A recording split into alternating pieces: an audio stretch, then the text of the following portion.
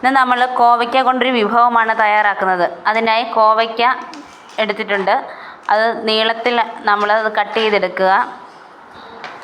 കോവയ്ക്ക നമ്മൾ അരിഞ്ഞെടുത്തിട്ടുണ്ട്. കട്ട് ചെയ്ത് വെച്ചിരുന്ന കോവയ്ക്കയിലേക്ക് നമുക്ക് മഞ്ഞൾപ്പൊടി, കുറച്ച് കുരുമുളക് പൊടി, കുറച്ച് ഗരം മസാല, മുളക് പൊടി, ഉപ്പ് എന്നിവ ചേർത്ത് കൊടുക്കാം.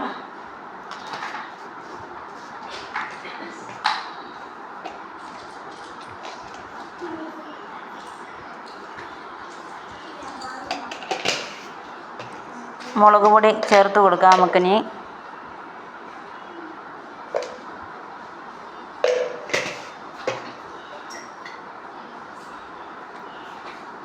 ആവശ്യത്തിന് ഉപ്പ് ചേർത്ത് കൊടുത്തു. അതിനുശേഷം നമുക്ക് ഇളക്കി യോജിപ്പിക്കണം.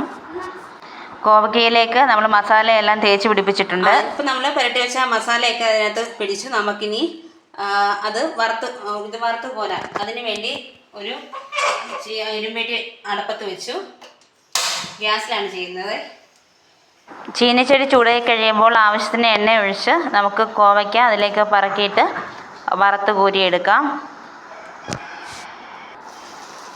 കോവയ്ക്ക ആവശ്യത്തിന് മൂത്തിട്ടുണ്ട്. നമുക്കത് ഒരു പാത്രത്തിലേക്ക് മാറ്റാം.